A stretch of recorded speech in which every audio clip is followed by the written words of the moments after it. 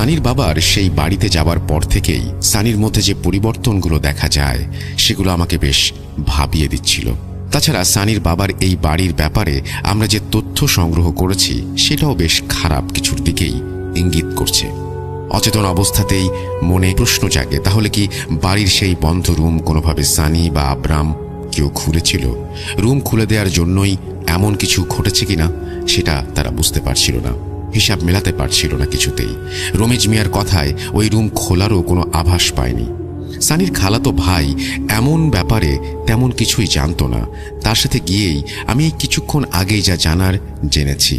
সেও আমার মতো চিন্তায় মশগুল, কি বলবে না বলবে, কোথা থেকে শুরু করবে, কোনো কিছুই সেও বুঝতে পারছিল না। রমেশ মিয়ার বাবার সাথে আরও বেশ কিছু ব্যাপার নিয়ে আলোচনা করেও তেমন একটা সুবিধা করতে পারলাম না। বাড়ির ভেতরে না গিয়ে কিছু বোঝারও উপায় নেই, কেননা কারো কোনো কথা শুনে সম্পূর্ণ ব্যাপার বোঝা সহজ কাজ নয়। স্বচক্ষে না দেখে আমি সানির ব্যাপারে কোনো সাহায্য হয়তো বা করতে পারবো না। তাই রমেশ মিয়ার বাবাকে বাড়ির ভেতরে গিয়ে সবকিছু দেখে আসার ব্যাপারে জানাই, কিন্তু উনি কিছুতেই রাজি নন। বারবার শুধু সানির এই অবস্থার কথা বলে আমাদেরকে বারণ করতেই থাকেন। আমি ওনাকে অভয় দিলেও কোনো কিছুতেই কোনো কাজ হচ্ছিল না। শেষমেশ সেদিনের মতো চলেই আসতে হলো। বাড়িটা আর ঘুরে দেখা হলো না। সেদিন রাতে সানির সাথে আরও কিছু ঘটনা হয়েছিল কিনা সেটা জানানোটাও খুব জরুরি, কেননা সম্পূর্ণ না জেনে কোনো কিছুর গভীরে পৌঁছানো সম্ভব নয়। সানির সাথে সেদিন তার বন্ধু আব্রামও ওই বাড়িতে এসেছিল। আমি সানির খালাতো ভাইকে আব্রামের খোঁজ নিতে বলি, আর আব্রামের সাথে দেখা করতে চাওয়াটারও ইচ্ছা প্রকাশ করি। সানির ভাই আমার থেকে 3-4 দিনের সময় নিয়ে আব্রামকে খোঁজে, কেননা সানির সাথে কথা বলে কোনো লাভ নেই। সে এখনও নিজের মধ্যে নেই। টোপ দিয়ে কাক শিকার করাই তার নেশা। কাক শিকার করে আর কাক নিয়ে বসেও থাকে। অবাক করা ব্যাপার হচ্ছে, আমি যেদিন সানিকে দেখতে যাই সেদিন ছাদে গিয়ে দেখি সানির হাতে কাঁধে অনেক বড় বড় 3টি কাক বসে আছে। পূর্ণবয়স্ক কাক যে এভাবে পোষ মানতে পারে এটা আমার অজানা ছিল। আমি সানির কাছে যেতেই কাক 3টি প্রচণ্ড জোরে ডানা ঝাপটে উড়ে যায়। সানির সাথে সাথেই আমার দিকে প্রচণ্ড রাগ নিয়ে তাকায়। মুহূর্তের মধ্যে তার চোখ রক্তবর্ণ ধারণ করতে শুরু করে। আমাকে সানি বলে, তোর জন্য এরা চলে গেছে। আমি তোর কি হাল করতে পারি জানিস? আমার চোখের সামনে থেকে দূর হয়ে যায় এক্ষুনি। তুই এখানে থাকলে ওরা আমার কাছে আসবে না। এখান থেকে দ্রুত চলে যা, আর কখনো আসবি না। ভালো হবে না বলে দিচ্ছি। সানির কথাগুলো অস্বাভাবিক ছিল না মোটেই। তাকে দেখে বোঝা যাচ্ছিল সে প্রচণ্ড পরিমাণ রাগান্বিত, কিন্তু তার কথাবার্তা ছিল কেমন শান্ত প্রকৃতির। এমন কিছুর অভিজ্ঞতা এর আগে আর কখনো হয়নি। অবাকই হলাম বেশ, কারণ সাধারণত যাদের সাথে এমন হয় বা অন্য অর্থে যাদের ওপর খারাপ কিছুর ছায়া থাকে তারা খুব রাগারাগি করে, আর তাদেরকে আয়ত্তে আনা খুব কষ্টসাধ্য ব্যাপার। কিন্তু সানির ক্ষেত্রে এমন কিছু দেখলাম না। সারাদিন এভাবে ছাদে থাকে সানি। সানির মায়ের সাথে দেখা করলাম। আব্রামের খোঁজ পেতে পেতে সানির ব্যাপারে তথ্যগুলো আগেই সংগ্রহ করে নেওয়ার জন্য সেদিন গিয়েছিলাম সানিদের বাড়িতে। সানির মায়ের কথাগুলো আমার কাছে বেশ রহস্যজনক মনে হলো। তিনি বলেন, সানির আচরণ স্বাভাবিক, আবার কখনো অস্বাভাবিক।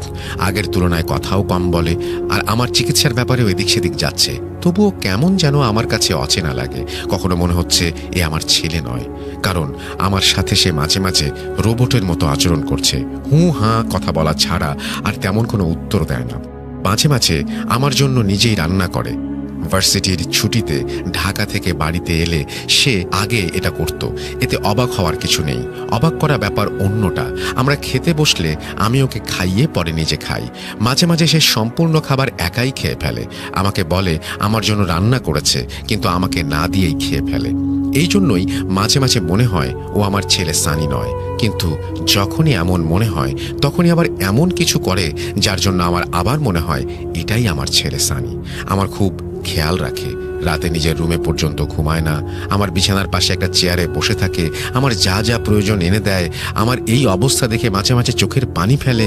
সবকিছুই স্বাভাবিক। আগে অল্প অল্প রাগ করত, এখন সেটাও করে না। তবে বাসায় কোনো মানুষ এলে তাকে আবার পছন্দ করে না। আগে বাসায় কেউ এলেই খুশি হতো, এখন বিরক্ত হয়। আপনার সাথে যদি কোনো বেয়াদবি করে তাহলে ছোট ভাই মনে করে মাফ করে দিয়েন। আমি জানি ওর মানসিক অবস্থা ভালো না। আমি চাচ্ছিলাম একজন ভালো মনোরোগ বিশেষজ্ঞের কাছে ওকে নিয়ে যাব। আপনাদেরকেও চেষ্টা করতে বারণ করব না। যেটাতে আমার ছেলের ভালো হয় সেটাই হোক। আমার ছেলে ভালো হলেই ভালো, আর কিছু চাইব না আমি। সানির মায়ের কথাগুলো শুনে কিছুটা আবেগ আপ্লুত হয়ে যায়, কিন্তু ওনার কথাগুলো খুবই বিদঘুটে লাগছিল। তবে এখানে কিছুটা আশার আলো দেখতে পাচ্ছি, কারণ কারো ওপর খারাপ কিছুর প্রভাব বা ভর করলে তার নিজের মায়ের জন্য চোখের পানি ফেলার কথা না, মানে সম্পূর্ণ ভর এখনো করতে পারেনি। আবার মনে অন্য সন্দেহ হচ্ছে, ইচ্ছে করেই সানি এসব করছে না তো? সাথে সাথেই তার সাথে কাকের বন্ধুত্বের কথা মনে হয়ে গেল, আর সেদিন রাতে সানির মায়ের সাথে দেখা করে সেই ছায়ামানবের কথাও মনে চলে এলো। সে ইচ্ছা করে এমন কিছু করছে না তাহলে? আসলে আমার মাথাটাও কাজ করছে না। আমি আজ পর্যন্ত যা দেখেছি সবকিছুই কেমন যেন বিপরীত লাগছিল। সানির সাথে কোনো কিছুই কেমন মেলাতে পারছিলাম না। আমার হাতে শুধু এখন সানির সমস্যাই নেই, সাথে আরও দুটি সমস্যা আছে। আমি কোনো দিকেই মন দিতে পারছিলাম না। ভাবছিলাম ওই দুটি সমস্যার সমাধান দ্রুত করে ফেলতে পারলে সানির সমস্যায় মন দেয়া সহজ হবে। এমন কথায় পরে আসি। প্রায় 1 সপ্তাহ পর সানির খালাতো ভাইয়ের কোনো দেখাই নেই। মনে মনে বেশ চিন্তায় পড়ে গেলাম। আজ 9ম দিন। সানির ভাই আব্রামের খোঁজ নিয়ে এসেছে।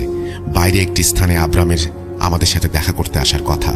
আমরা নির্ধারিত স্থানে গিয়ে দেখি সঠিক সময়ের আগেই সে উপস্থিত। আব্রাম সানির এমন অবস্থা সম্পর্কে অবগত ছিল কিনা তা আমার জানা নেই।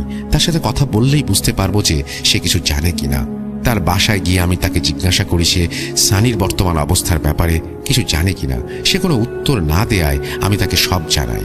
আমি তাকে সব জানানোর পর লক্ষ্য করি সে বেশ ভয় পাচ্ছে। সে আমার কথা শুনে আমাকে বলে সে সবই জানে, সানির সাথে সে দেখাও করেছে, কিন্তু ভয় নাকি সে কাউকে কিছু বলেনি। আর সানির সাথে সব রকমের যোগাযোগ বন্ধের পাশাপাশি নিজেকে সবার থেকে আড়ালও করে রেখেছে। কিন্তু নিজেকে আড়াল করলেই কি সব সমস্যার সমাধান হয়? হয় না। আব্রাম জানায় সানির সাথে যেদিন দেখা করেছিল সেদিন সে প্রচণ্ড ভয় পেয়েছিল, আর তার ভয়কে আরও বাড়িয়ে দেয়া হচ্ছে কোনোভাবে। কিভাবে সেটা বলেনি। আব্রামের বাবাও বেশ চিন্তিত। সানির ভাই আব্রামের বাবার সাথে এখন পর্যন্ত ঘটা সব ঘটনায় শেয়ার করেছেন। তিনি জানতেন সানির সাথে আব্রাম কিছুদিন আগে সানির বাবার ওই বাড়িতে গিয়েছিল। তারপর থেকে সে ভয় পেতে শুরু করে, আর তাই আব্রামের বাবা আমার সাথে দেখা করতে চেয়েছেন। কারণ আমার অজানা। জানার উপায় একটাই, ওনার সাথে আমাকে দেখা করতে হবে। আমি সানির ভাইকে জানাই আমি 2 দিন পরেই যাব আব্রামের বাড়িতে। 2 দিন কেটে যায়। এই 2 দিনে কিছু ছোট ছোট ঘটনা প্রত্যক্ষ করেছে সানির ভাই। না, এগুলো তার সাথে ঘটা কিছু নয়। তাকে আমি জানিয়েছিলাম আমার বাকি 2 সমস্যা আমি সমাধান করে ফেলতে যাচ্ছি। তারই প্রেক্ষিতে কিছু ছোট ছোট ঘটনা এগুলো। এসব বলার প্রয়োজনীয়তা অনুভব করছি না। সানির ভাই আমার বদলে এই সমস্যার সমাধানের জন্য আমার বাবাকে চাচ্ছিলেন মনে মনে। আমি বুঝতে পারছিলাম, কিন্তু কোনো উপায় তো ছিল না। আর তাই আমার উপর ভরসা করা ছাড়া আর কোনো উপায় ছিল না তার। আস্তে আস্তে তার ভরসা বাড়তে থাকে। অবশ্য এর কারণও আছে, কারণ জানবো একটু পরে। আমি সানি ভাইয়ের সাথে চলে যাই সানির বন্ধু আব্রামের সাথে দেখা করার জন্য। আব্রামের বাসায় গিয়ে আমি তার রুমে যাই। আমাকে দেখে সে কিছুটা ইতস্তত বোধ করলেও আস্তে আস্তে স্বাভাবিক হয়ে যায়। তার কাছে সেদিনের ঘটনাটি জানতে চাইলে সে বলে, সেদিন রাতে আমার সাথে তেমন কিছু ঘটেনি। আমার এমনিতেই খুব ভালো ঘুম হয়। আমি সারাদিন এদিক সেদিক ঘোরাফেরা করায় ক্লান্ত ছিলাম, তাই শুয়েই ঘুমিয়ে যাই। মাঝরাতে একবার প্রকৃতির ডাকে সাড়া দেবার জন্য উঠি। আশেপাশে বেশ কিছু কাকের ডাক কাঁকা শুনতে পাচ্ছিলাম। স্বাভাবিকভাবে নেই আমি এসবে পাত্তা না দিয়ে আমি নিজের মতো এসে ঘুমিয়ে পড়ি। সকালে সানির রুমে গিয়ে মৃত কাক দেখে বেশ অবাক হই। রাতে কাকের আওয়াজ শুনেছিলাম জন্য ব্যাপারটিকে তেমন একটা সন্দেহজনক মনে হয়নি আমার। ভয় তখন লাগে যখন সানির বাড়ির রক্ষণাবেক্ষক রমিজ মিয়া এই বাড়িতে আমাদেরকে আর না থাকার জন্য জোরাজুরি করেন। আমি পুরাতন বাড়ি নিয়ে এমন রহস্যজনক অনেক কিছুই শুনেছি, তাই ভয় পাচ্ছিলাম। বাসায় এসে বাবাকে বাড়ির ব্যাপারটি বলি। বাবাও কিছুটা অবাক। জানালাবিহীন রুম, বন্ধ রুম, এসব শুনে বাবাও আমাকে সেখানে যেতে নিষেধ করে দেন। এর কয়েকদিন পর পর্যন্ত আর কোনো সমস্যা হয়নি। কিছুদিন পর আমি বেশ কিছু স্বপ্ন দেখতে শুরু করি। স্বপ্নে আমার সামনে প্রায় দিনই কাক চলে আসে। কাকের চোখ থাকে একেবারে লাল। স্বপ্নটা সবসময় চাঁদনি রাত নিয়েই দেখতাম। স্বপ্নে আমি দেখতাম আমি সানির বাবার সেই বাড়িতে আছি, আর জানালা দিয়ে চাঁদের আলোয় গাছের বিভিন্ন স্থানে কাক বসে থাকতে দেখতাম। একেবারে কালো দেখা যেত, কেননা কাক এমনভাবে গাছে বসে থাকতো যে তার ঠিক অপর দিকেই চাঁদের অবস্থান থাকতো। কাকের অবয়বটা শুধু দেখা যেত, আর সাথে জ্বলতে থাকা লাল টকটকে চোখ। একটা পাখির চাউনি যে এত ভয়ঙ্কর হতে পারে তা কোনো কোনোভাবেই আমার জানা ছিল না। স্বপ্নগুলো দেখে আমি প্রতিনিয়ত ঘুম ভেঙে উঠতাম। আমি কিছুতেই এসব ভুলতে পারতাম না। সারাক্ষণ আমার মাথায় এসব ঘুরতে থাকতো। সানির সাথে এসব নিয়ে আলোচনা করার জন্য আমি তার বাসায় গিয়েছিলাম। সানি ওর মায়ের সাথে আমার সাথে স্বাভাবিক ব্যবহারই করেছে। ওর মা চলে গেলেও যে ও বাজে ব্যবহার করেছে এমনটা নয়। ওর মা চলে গেলে ওর মধ্যে কিছুটা পরিবর্তন হয়। ওর চোখ লাল হয়ে যায়, রাগে গজগজ করতে থাকে। আমাদের সাথে কিছুটা কথাবার্তা হয় স্বাভাবিকভাবেই। কথা বললে মনে হয় ও আসলেই সানি, কিন্তু তার চেহারা অন্য কথা বলে। এরপর থেকে আমার ভয় বেড়ে যায়। স্বপ্ন বদলে যেতে শুরু করে। আমি স্বপ্নে দেখি আমার লাশ পড়ে আছে সানিদের বাসায়, আমাদের দেখা সেই বন্ধ ঘরের ভেতরে, আর আমার সেই লাশ জল জলে চোখে কাকগুলো ঠুকরে ঠুকরে যেন খাচ্ছে। আব্রাম আরও কিছু কথা বলার আগে আমি তাকে থামিয়ে দিই। বলি, বন্ধ ঘরের ভেতর মানে? তোমরা ওই ঘর খুলেছিলে কোনোভাবে? আব্রাম চুপ করে বসে আছে, মুখ দিয়ে একটি শব্দও বের হচ্ছে না। আমি একটু ধমকের সুরে বললাম, কি হলো, কথা বলছো না যে? কথা বলো। তোমার চুপ থাকা তোমার জন্যই হানিকর হতে পারে, তা কি তুমি জানো না? যা জিজ্ঞাসা করলাম উত্তর দাও। আমার কথা শুনে আব্রাম মানে শুরু করলো। সাথে সাথে আব্রামের বাবা তাকে বাঘের মতো গর্জন করে ধমক দিয়ে তাকে সত্যি কথা বলতে বলে। আব্রাম কাঁদো কাঁদো গলায় বলে, হ্যাঁ, আমরা দরজা খুলেছিলাম। রমেশ মিয়ার কাছে চাবি ছিল না, তাই জন্য পাথর দিয়ে আঘাত করে তালা নষ্ট করেছিলাম। সানি আমাকে বারণ করেছিল, বলেছিল বাড়ি বিক্রি করার জন্য দরজা খুলতে হবে, এটা তেমন জরুরি বিষয় নয়, জায়গা মেপেই বিক্রি করা সম্ভব। কিন্তু আমি শুনিনি। আমি তাকে বলেছিলাম ভেতরে কি আছে না আছে না জানলে বাড়ি বিক্রি করার সময় সমস্যা হতে পারে। সানি বারবার বলেছিল পরে লোক লস্কর এনে খুলবে দরজা, কিন্তু আমার জোড়াজুড়িতে সে দরজা খুলতে রাজি হয়। ওই রুমের ভেতর তেমন কিছুই নেই। একটা টেবিলের চারপাশে 4টা বেঞ্চ, আর টেবিলের ওপর কালো কাপড় দিয়ে ঢাকা, দেয়ালে কালো কাপড় জড়ানো। আমরা সেগুলো সরিয়ে দেখি কি সব নকশার মতো আঁকা। ওই দরজা আমরা যে খুলেছি রমিজ মিয়াও জানতো না। আব্রামের কথা শুনে আমি বুঝতে পারি কেন সানির সাথে এমন কিছু হচ্ছে। আমি আগেই আন্দাজ করেছিলাম দরজাটা খোলা হয়েছে, কিন্তু মনে মনে চাচ্ছিলাম আমার আন্দাজ যেন ভুল হয়। আমি যেন শুনি ওই দরজাটি খোলাই হয়নি, কিন্তু আমি যা চাচ্ছিলাম না তাই আমাকে শুনতে হলো। আমি আব্রামের রুম থেকে বেরিয়ে আসার সময় আব্রাম কান্না শুরু করে। আমাকে বলে তার ভুল হয়ে গেছে এবং এসব কিছু থেকে সে মুক্তি চায়। আমি তাকে বলি, দেখো, তোমরা যা করেছো সেটা যে কত বড় ভুল করেছো সেটা আমার ক্ষমতা থাকলে আমি তোমাদের বুঝিয়ে দিতাম, কিন্তু সেটা বোঝার ক্ষমতা আমার নেই। আমি শুধু এইটুকু বলতে পারি, তোমরা সাক্ষাৎ মৃত্যুকে আমন্ত্রণ করে নিয়ে এসেছো। ওই বাসার ইতিহাস খুব খারাপ। কালো জাদু করা হতো ওই রুমে। ওই বাড়িতে সানির দাদি স্বেচ্ছায় সানির বাবাকে বাঁচানোর জন্য জীবন দান করেছিলেন। ওই বাড়িতে সানির পরিবার ছাড়া কারো থাকার অনুমতি ছিল না, কিন্তু একটি সমস্যার জন্য সানির বাবাকে বাঁচাতে তার মাকে মৃত্যুবরণ করতে হয়। এরপর থেকে সানির বাবাও ওই বাসায় আর থাকতে পারেননি। ওই বাড়ি শয়তানের। সানির দাদা নিজে ওই বাড়ি শয়তানকে দান করেছিলেন। সানির মা মারা যাওয়ার পর ওই কথাটি শুধু রমিজ মিয়ার বাবা আর আমি জানি। রমিজ মিয়াকে তো চেনো, ওনার বাবা আমাকে বলেছেন এই কথা। সানির দাদা ওই বাড়ির শয়তানকে দান করেছিলেন, কেননা ওই বাড়ির ওই রুমে শয়তানের বাস। ওই বাড়িতে কেউ থাকতে পারে না। সানির বাবাকে বাঁচানোর জন্য সানির দাদি মারা যাবার পর সানির বাবার কিছু সমস্যা হতে থাকে। সানির বাবার বেঁচে থাকার কথা ছিল না। তাকে বাঁচানোর জন্য হুজুরের পরামর্শে তাকে সাথে নিয়ে সানির দাদা শয়তানের সাথে চুক্তি করে। এই জন্যই সানির বাবা বারবার বলছিল তার নাম থাকলেও ওই বাড়িটি তার নয়। আমার কথা শোনার পর আব্রামের বাবা সবটা জানার জন্য আগ্রহী হয়ে পড়েন। তাকে আমি সব খুলে বলতে যাব, এমন সময় তিনি আমাকে বলেন তার বাসায় একজন লোক আসবে যার এসব জানা খুব জরুরি। উনি কিছুটা ইতস্তত বোধ করেই কথাটি বললেন। আমি তাকে কে আসবে জিজ্ঞেস করায় তিনি আমাকে অপেক্ষা করতে বললেন। আমাকে অপেক্ষা করতে বলে তিনি উঠে যান। আসার সময় আমার জন্য চা নাস্তা পাঠিয়ে দেন। আমি চায়ে চুমুক দিতে যাব, এমন সময় বাসার দরজায় ঘণ্টা বেজে ওঠে। আব্রামের বাসায় কাজের লোক দরজা খুলে দেন। কালো আলখাল্লা পরিহিত একজন ব্যক্তি, গলার ওপর দিয়ে সাদা একটি কাপড় বুকের দুই পাশে ঝুলে আছে। গলায় একটি রূপালী চেইন পরা, যার সম্মুখে লাগানো খ্রিশ্চিয়ানের ক্রস।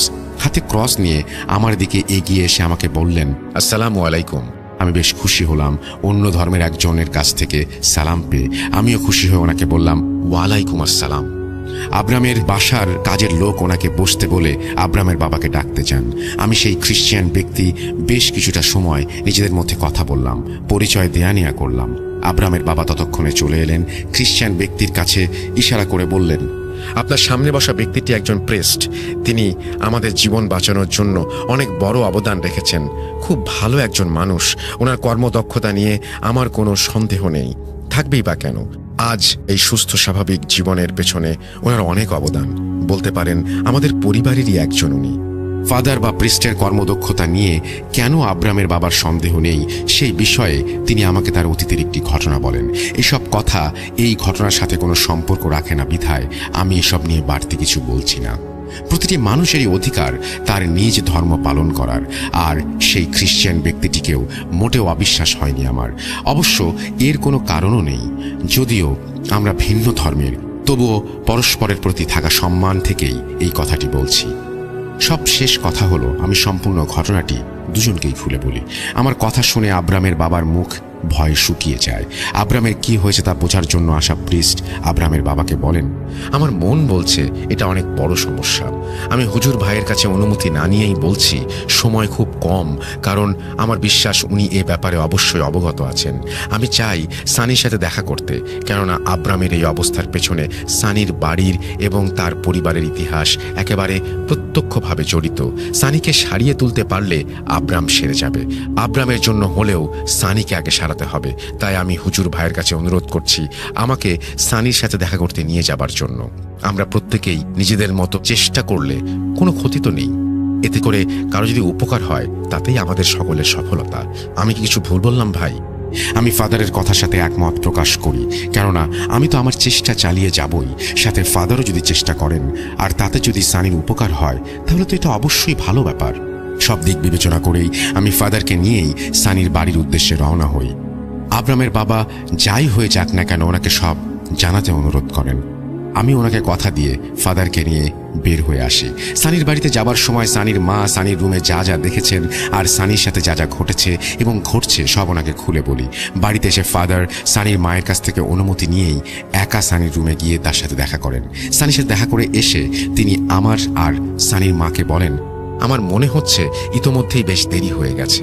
সব থেকে অবাক হলাম সানির চেহারায় রাগ, কিন্তু কথাবার্তা বেশ স্বাভাবিক। এটা আমার ভয়ের কারণ, কেননা এসব সচরাচর দেখা যায় না।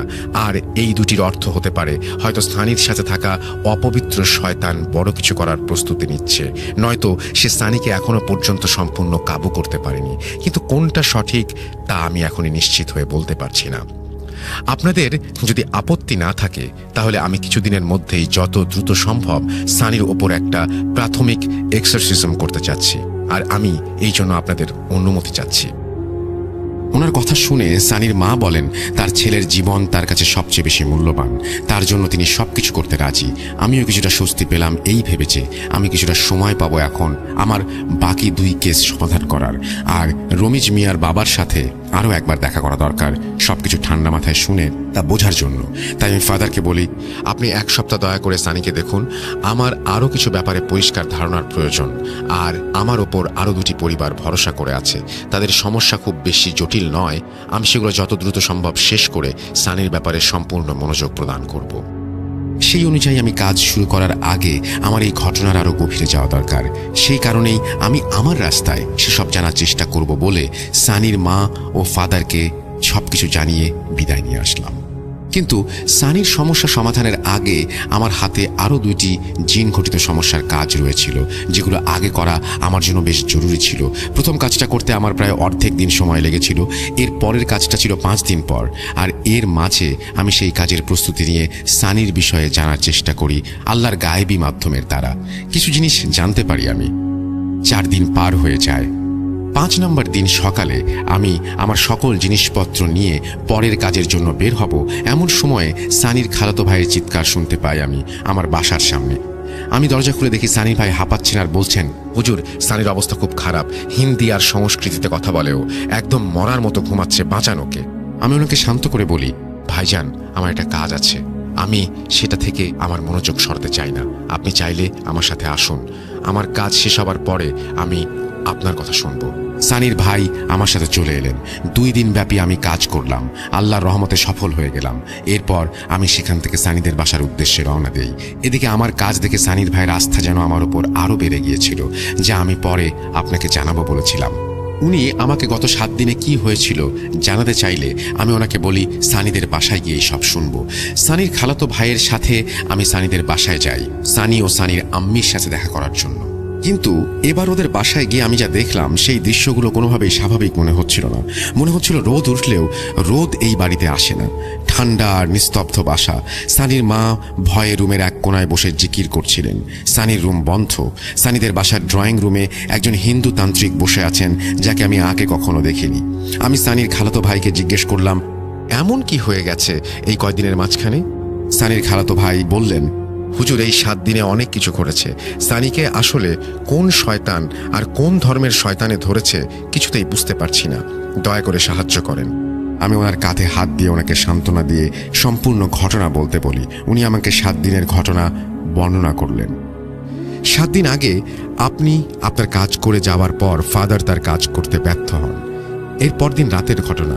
আমি খাওয়া দাওয়া শেষ করে খালাজানকে বলি সানির জন্য খাবার বেড়ে দিতে। সানির জন্য খাবার বেড়ে খালাজান আমাকে ডাক দেন।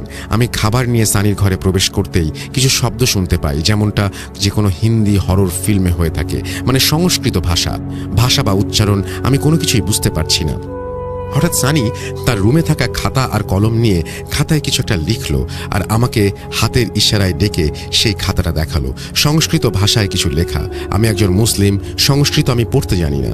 সেজন্য সেদিন রাতটুকু কষ্ট করে নির্ঘুম পার করে পরদিন সকালে আশেপাশের মন্দিরের খোঁজে বেরিয়ে পড়ি। অনেক মন্দিরে গিয়েও কোনো উপকার পায়নি। পুরোহিতগণ ব্যস্ত ছিলেন নিজেদের কাজে। অবশেষে আমি একটা মন্দির পেলাম যার বাইরে একজন ফকির বসেছিলেন সাধুর বেশে। ওনাকে আমি লেখাটা দেখালাম। উনি আকাশের দিক থেকে মুখ সরিয়ে আমার দিকে তাকিয়ে বললেন, বালক, এটা দুষ্টের সচেতনতার বাণী। ও তোমাদের সাবধান করছে আর তোমাদের সাথে চ্যালেঞ্জ করছে।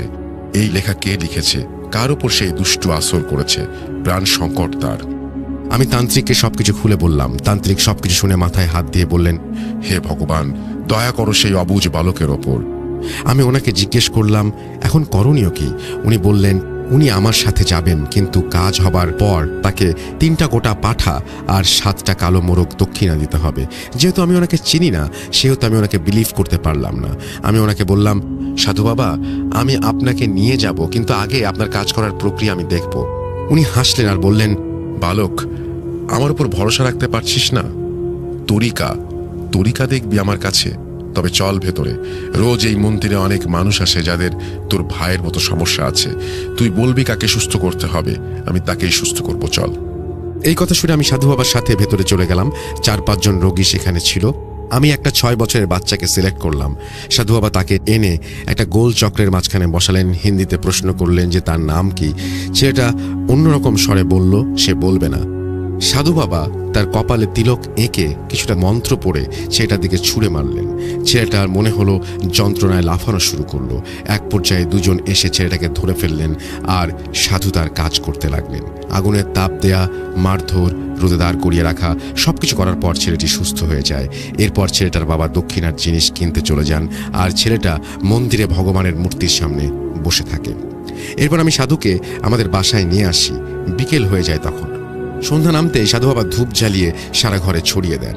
ধূপ ছড়ানোর পর সাধু বাবা আমার কানে কানে বললেন, শোনো, এই ছেলের সাথে 1 না 2 না অনেক শয়তানের বাস। এই ছেলে বাঁচবে কিনা সন্দেহ, তবে আমি চেষ্টা করব। আমাকে ওর ঘরে নিয়ে চলো। আমি ওনাকে সানির ঘরে নিয়ে গেলাম। সানি সাধু বাবার দিকে তাকিয়ে ভারী পুরুষ কণ্ঠে বলল, তব মৃত্যু মম প্রণাম। কিরে সাধু, তুই বুঝিসনি আমি কি বলছিলাম? এই কথা শুনে আমি সাধুকে জিজ্ঞেস করি, সানি যে কথাটা বলল এর অর্থ কি? সাধু বলল, তোমার মরণ হবে আমার জীবন পুনরুত্থান। অর্থাৎ শয়তানের পুনরুত্থান হবে, যে শয়তান এতদিন যাবৎ সানির বহু পুরাতন পৈতৃক ভিটেতে বন্দী। মানে কারো জীবন যাবে। এই কথাটাই শয়তান বলছিল সাধুকে। এরপর সাধু আমাকে বলল, তুমি আমার সাথে এসো, ওর হাত পা বাঁধবো। আমার হাতে বভূত আছে, ও কিছু করতে পারবে না, এসো। আমি ভয়ে ভয়ে সাধুর সাথে গিয়ে সানির হাত পা বাঁধলাম। ও আসলেই কোনো বাধা দেয়নি। এরপর সেই সাধু সিঁদুরের বভূত আর কিসের যেন গুড়া সানির শরীরে মারতে লাগলো আর সংস্কৃত ভাষায় কি যেন পড়তে লাগলো।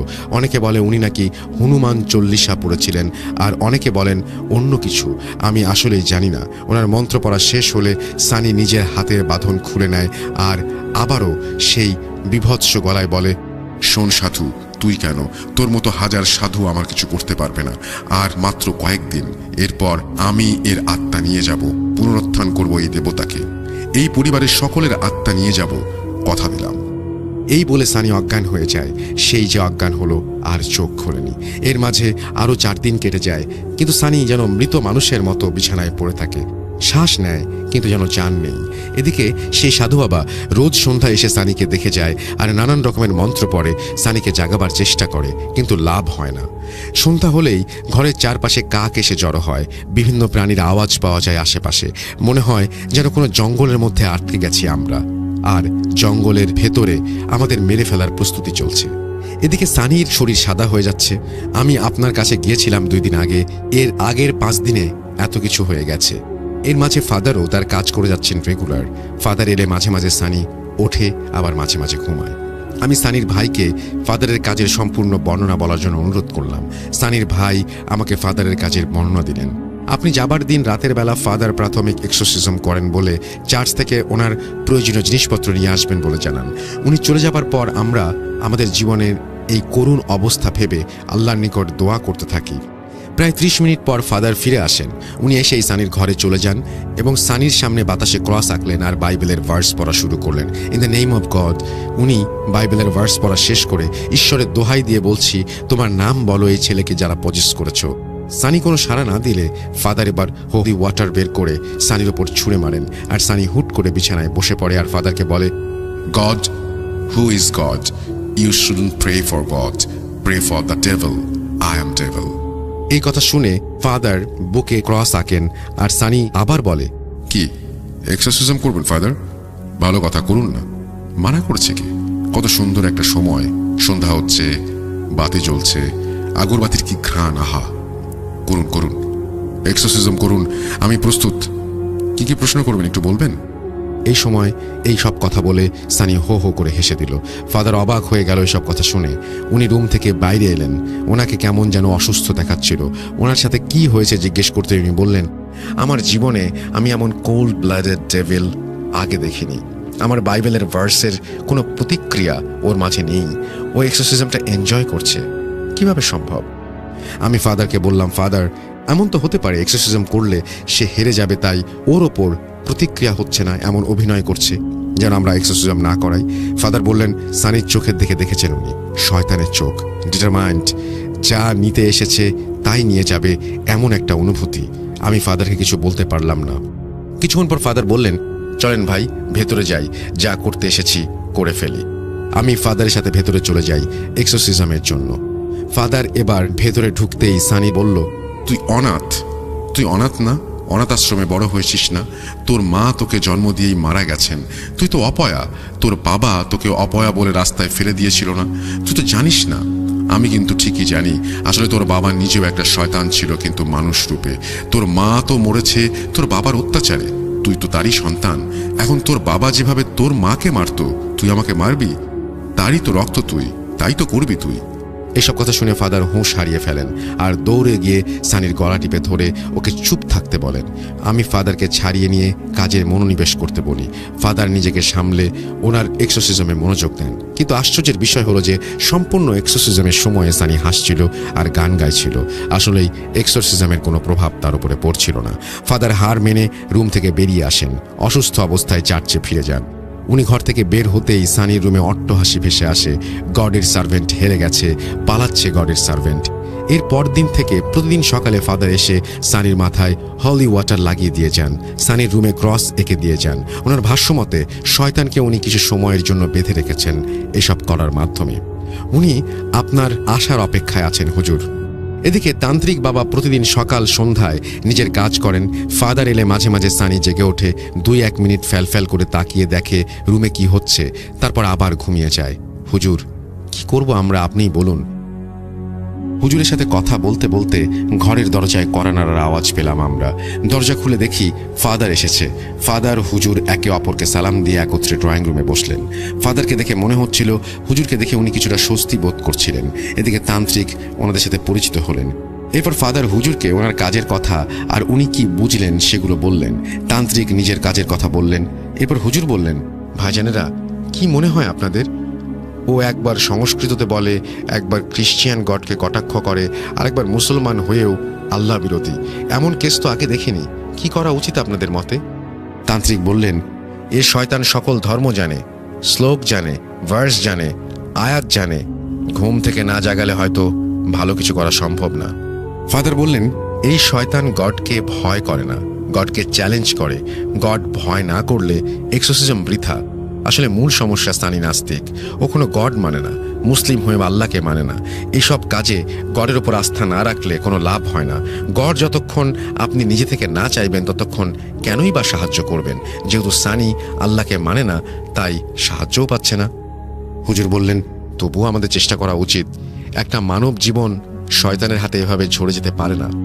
এরপর রুমে পিন ড্রপ সাইলেন্স 10 মিনিটের মতো। হঠাৎ ফাদার এমন একটা প্রস্তাব রাখলেন যা ইতিহাসে কখনো হয়েছে বলে আমার জানা নেই। কোলাবোরেশন করতে চাইলেন উনি, এবং উনি চাইলেন সম্মিলিতভাবে, প্রথমত হিন্দু, মুসলিম, খ্রিস্টান এই 3 ধর্মের ব্যক্তি মিলে এরকম একটা প্রস্তুতি নেবেন। ফাদার এই প্রস্তাব শুনে সবার আগে আমি রাজি হয়ে যাই, আর হুজুর ও তান্ত্রিক বাবাকে সম্মতি দিতে বলি। একটি জীবন বাঁচাতে 3টি ব্যক্তি 3টি ধর্মের একসাথে হয়েছেন। এরপর ফলাফলের কথা চিন্তা না করে 3 ধর্মের আলাদা আলাদা ব্যক্তিরা সেদিন এক হয়েছিলেন এক মানব জীবন বাঁচাতে, যার শেষ পাতায় যাচ্ছি আমরা এখন। সানির জীবনের সর্বশেষ পাতা, দ্য কোলাবোরেশন। হুজুর, তান্ত্রিক ও ফাদারের সম্মিলিত কাজ, একসাথে কাজ করার ডিসিশন নেবার পর হুজুর বলেন, আমরা সবাই একসাথে আয়াত, ভার্স, শ্লোক পড়লে আমরাই গুলিয়ে ফেলবো। আমরা আমাদের কানে তুলো গুজে নিয়ে আমাদের কাজ করব, তবে লক্ষ্য রাখবো সানির দিকে যেন সেদিকে কিছু করতে না পারে, এবং সানির ভেতর থাকা শয়তান যেন নানা কথা বলে আমাদের পথভ্রষ্ট না করতে পারে। হুজুরের কথায় উপস্থিত 2 জন রাজি হয়ে যান। হঠাৎ সানির রুমের ভেতর থেকে সানির কর্কশ আওয়াজ ভেসে আসে, তাহলে 3 জন হয়ে গেলি? আয় তাহলে, আমি প্রস্তুত। হুজুর, ফাদার ও তান্ত্রিক একে অপরের দিকে তাকালেন আর নিজেদের প্রয়োজনীয় জিনিসপত্র নিয়ে চলে গেলেন। এর পরের ঘটনা সানির খালাতো ভাই নয়, আমি বলছি। আমি সেই হুজুর যে সানির সর্বশেষ রুকাইয়া করেছিলাম একজন ফাদার ও তান্ত্রিকের সাথে। আমরা 3 জন রুমে যাবার পর সানি আমাদের জন্য প্রস্তুত হয়ে বসেছিল। হাততালি দিয়ে বলল, নাটক শুরু। এই কথা বলতেই ফাদার শুরুতে ওনার বাইবেলের ভার্স পড়লেন। এরপর আমি আমার মতো আয়াতুল কুরসি পড়লাম ও তান্ত্রিক ওনার মতো শ্লোক পড়লেন। কিছুটা বিচলিত দেখাচ্ছিল, দুর্বল লাগছিল। আমরা সবাই নিজেদের কানে তুলো গুজে দিলাম। ফাদার ওনার বাইবেল দেখে ভার্স পড়তে লাগলেন, আমি চোখ বন্ধ করে আয়াত পড়তে লাগলাম, আর তান্ত্রিক চোখ বন্ধ করে শ্লোক পড়তে লাগলেন। সানির ভাইয়ের মতে সেই বাসাটা যেন একটা যুদ্ধক্ষেত্রে পরিণত হয়েছিল। আশেপাশে কাকের চেঁচামেচিতে যেন কানে রক্ত উঠে যাচ্ছিল। এলোপাথারি বাতাস, আর বাতাসের গর্জন সমুদ্রের মতো বাতাস যেন উত্তাল। আমি হঠাৎ আমার পায়ে ফাদারের হাতের স্পর্শ পেলাম। উনি মেঝেতে পড়ে যাচ্ছেন। ওনার দিকে সানি একটি পেপার ওয়েট ছুঁড়ে মেরেছিল, যার ফলে ওনার মাথায় উনি আঘাত পান এবং পড়ে যান। উনি তবুও ভার্স পড়া থামাননি। আমি আমার মতো করে পড়ে যেতে থাকি। হঠাৎ তান্ত্রিক আমার কান থেকে তুলো বের করে নিয়ে আমার হাত ধরে আমাকে বলেন, হুজুর, রুমটা একটা কালো ছায়ায় ঢেকে গেছে, দেখুন রুমের ভেতর কালো কুয়াশা। আসলে রুমের ভেতরে কালো কুয়াশা ছিল। আমরা আরও জোর দিয়ে পড়া চালিয়ে যেতে থাকি। এক পর্যায়ে রুম থেকে কালো কুয়াশা গায়েব হয়ে যায়, আর হিম শীতল রুমটা আস্তে আস্তে স্বাভাবিক তাপমাত্রায় চলে আসে। সানি বিছানায় দাঁড়িয়ে আবার হাঁ করে বিছানায় পড়ে অজ্ঞান হয়ে যায়। আমাদের কাজ করার সময় সানি অনেক কথা বলছিল, কানে তুলো থাকার ফলে আমরা সেগুলো শুনতে পাইনি। সে যাই হোক, এরপর আমি সানিকে পরীক্ষা করি। সানি 5-10 মিনিট পর জ্ঞান ফিরে আসে, আর সে আল্লাহর রহমতে সুস্থ হয়ে যায়। আমরা সফলতার জন্য 3 জন মিলে সানিকে সুস্থ করে তুলি আল্লাহর অশেষ রহমতে। সানির ভাই ও মা সকলেই মহাখুশি। সানি নিজেও এই নরক থেকে বের হতে পেরে বেশ আনন্দিত হয়েছিল। অবশেষে আমি, ফাদার ও তান্ত্রিক নিজেদের কাজ শেষ করে বিদায় নিয়ে নিজেদের ঠিকানায় ফিরে আসি। পরদিন সকালে আমি আবার ঘরের সামনে মেসওয়াক করার জন্য বের হই। আমি দেখতে পাই আমার বাসার সামনে 3টা কাক মরে আছে। আমি ভাবতে লাগলাম, কালকেই তো ছেলেটাকে সুস্থ করলো আল্লাহ, তাহলে আবার কোনো ক্ষতি হলো না তো। এসব ভাবতে ভাবতে আমি মেসওয়াক করতে গেলাম। এমন সময় সানির ভাই হন্তদন্ত হয়ে আমার কাছে এসে কাঁদতে লাগলো। কি হয়েছে জিজ্ঞেস করতে ও কিছু বলল না। আমি ওনাকে নিয়ে চার্চ থেকে ফাদারকে ডেকে সানিদের বাসায় যাই। তান্ত্রিকের মন্দির দূরে হবার ফলে ওনাকে নিয়ে আসতে পারিনি। সানিদের বাসায় গিয়ে ড্রয়িং রুমে প্রবেশ করতেই দেখি সানির মা কাঁদছেন হাউমাউ করে। আমরা ভয়ে ভয়ে সানির রুমে গিয়ে দেখি এক শয়তানি হাসি দিয়ে চোখ খোলা রেখে সানি পরকালে পাড়ি জমিয়েছে। সানির ভাই আমাদের হাতে একটা খাতা দিয়ে বললেন, হুজুর, সকালে ঘুম থেকে ওঠার জন্য ওকে ডাকাডাকি করতে আসি। রুমের দরজা খোলা ছিল। ও তখনও এভাবেই মরে পড়েছিল, আর বুকের ওপর এই খাতাটি ছিল। পড়ে দেখেন। আমি আর ফাদার দুজন মিলে খাতাটি পড়ি। খাতার কিছুটা অংশ বাংলায়, কিছু অংশ ইংরেজি, কিছু অংশ আরবি, আর কিছু অংশ সংস্কৃতিতে লেখা। লেখাগুলো সারমর্ম ছিল এমন যে কাল আমাদের কাজের সময় সেই শয়তান নাকি সানিকে বাঁচানোর উপায় আমাদের বলেছিল, কিন্তু আমাদের কানে তুলো থাকার ফলে আমরা শুনতে পারিনি। এই কথাটা লেখার পর ইংরেজিতে লেখা ছিল ট্রিকড ইউ। এও বলা ছিল যে একজন মুসলিম ধর্ম ভয় পায় এমন শয়তান শুধু হুজুরদের বোকা বানাতে পারে, হিন্দু ধর্মে ভয় পায় এমন শয়তান তান্ত্রিককে বোকা বানাতে পারে, আর খ্রিস্টান ধর্মে ভয় আছে এমন শয়তান ফাদারকে বোকা বানাতে পারে, কিন্তু সে আমাদের 3 জনকে বোকা বানিয়েছে। এরপর লেখা, তাহলে ভাবুন, আমি কি নাকি আমরা? আপনাদের কাজ করতে করতে আপনারা ক্লান্ত, আমরাও আপনাদের বাধা দিতে দিতে ক্লান্ত। এই ছেলেটাও ক্লান্ত, তাই ওর রুহটা নিয়ে যাচ্ছি। এবার বিশ্রাম নিন আপনারা, কারণ শীঘ্রই আবার দেখা হবে। বুঝতে পারি এটা একটা শয়তানের পজিশন না, এটা অনেকগুলো শয়তানের একসাথে সম্মিলিত শক্তি দিয়ে বশ করার ব্যাপার। কিন্তু আবার দেখা হবে কার জন্য, কিসের জন্য জানতে চান? ধারণা করুন তো। জানি পারবেন না, আমি বলে দিচ্ছি। প্রথম অধ্যায় ছিল সানি, দ্বিতীয় অধ্যায় আব্রাম। আল্লাহ হাফেজ।